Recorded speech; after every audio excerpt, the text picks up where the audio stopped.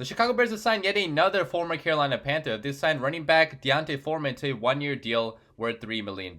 What's going on, guys? I'm back with another Chicago Bears free agency update video, which I'll be doing anytime the Chicago Bears sign a free agent. So subscribe to my channel if you guys want my thoughts and my reaction to all the Bears signings. And this actually happened last night. I was out last night with some friends, so I cannot make a video last night. Apologies for that, but I'm here now reacting to the signing that happened. And yeah, another Carolina Panther. Okay, so we got DJ Moore. We traded for him. We signed PJ Walker, the backup quarterback. And now D'Onta Foreman, the starting running back last year after they traded away Christian McCaffrey. And man, I am pretty happy about this signing, okay? Because we got a bargain, okay? Another bargain that Ryan Poles got yesterday. He got 3 bargains. He got Andrew Billings, the defensive tackle, Robert Tonyan to be a backup tight end, and we also got now D'Onta Foreman to be maybe the starting running back or maybe be a tandem back between, you know, him and Khalil Herbert, because now we have a 1-2 punch, a pretty strong 1-2 punch at running back, and it doesn't matter who the 1 is or the 2 is. So I think it's actually going to be a RB by committee type of approach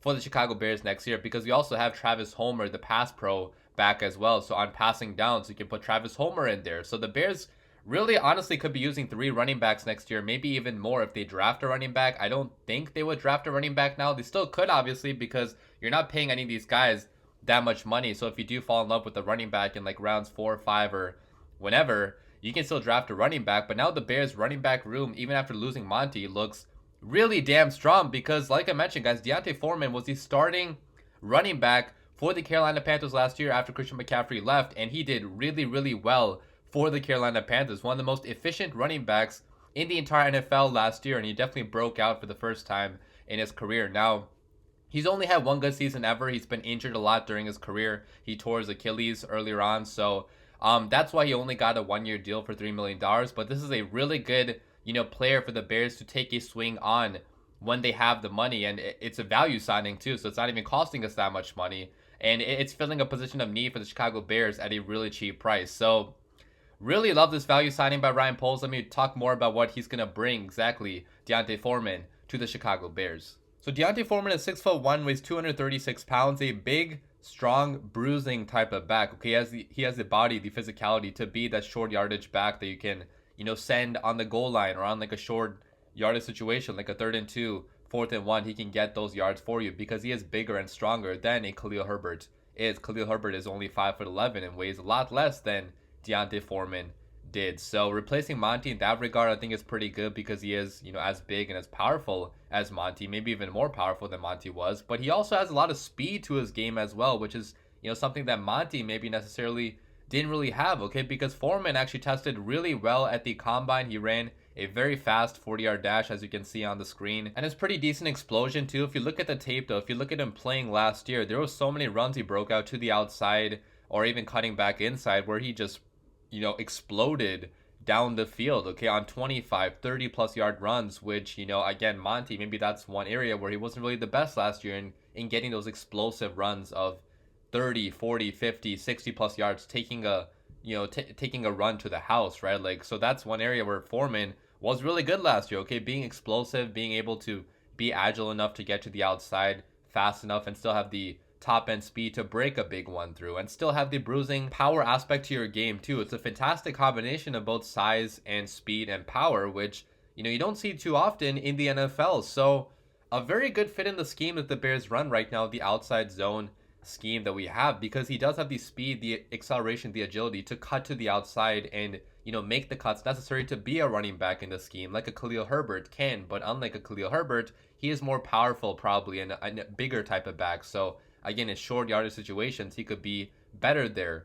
than Herbert has been. So, you know, overall pretty good year last year. If I read you guys the stats, so you can tell he's only had 1 good year ever, because he's gotten injured, like I mentioned earlier. So after his rookie season, he actually tore his Achilles, then missed most of 2018, didn't really get a chance to play in 2019. Then 2020 gets signed by the Tennessee Titans to be the back behind Derrick Henry. Didn't really do much in his first year there, but then 2021 he actually got some opportunities to, you know, really play for them, and he had 566 rushing yards and 123 receiving yards. Nothing too special. But then last year with the Carolina Panthers, when they traded away Christian McCaffrey, they gave him many opportunities to carry the rock and, you know, basically be the lead back there down the stretch, and he did really, really well with that role. Okay, you can see 914 rushing yards, almost 1,000 rushing yards in only 9 games started, okay, which is amazing. And look at the touchdowns, 5 touchdowns, a long of 60 he broke, many big runs through, and an average of 4.5 yards per carry. Very, very efficient. Wasn't a big factor in the receiving game though, only had 5 receptions for 26 yards, but you can tell a fantastic season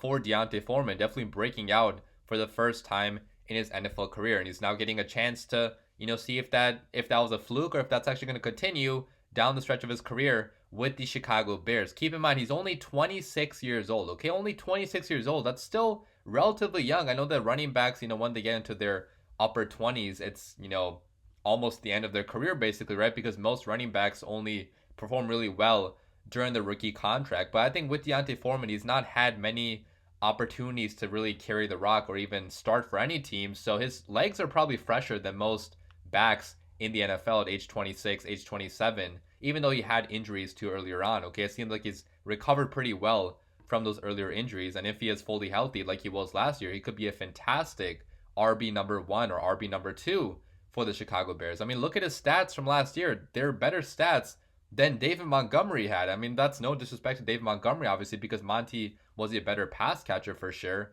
and probably a better pass blocker too. But from a pure rushing perspective, you're getting basically similar numbers, but Foreman was more explosive than Monty was last year. So, replacing Monty for a cheaper cost of only $3 million for 1 year, still keeping Herbert, still giving Herbert many opportunities next year, and also getting Travis Homer too for a pretty cheap deal as well. I gotta say, that's very smart by general manager Ryan Poles. Okay, he's definitely getting the best value for the price that he paid here, and it's still a fantastic player that the Chicago Bears are getting that fits the scheme that they want to run for next year. So yeah, let me know what you guys think about the signing down below in the comments. I think it's a very solid signing by Ryan Poles because he's taking a swing on a player that's not going to be very costly, that's only coming to the Bears on a $3 million deal, and if he works out really well for the Bears next year, you can extend him next year or let him walk somewhere else and get another running back. I mean, that's the thing with running backs. Like, I know people get attached to them. Even I do a lot. Like, I love Jordan Howard. I love David Montgomery. But the best organizations in the NFL, they usually do not pay running backs. Okay, they pay running backs very little amounts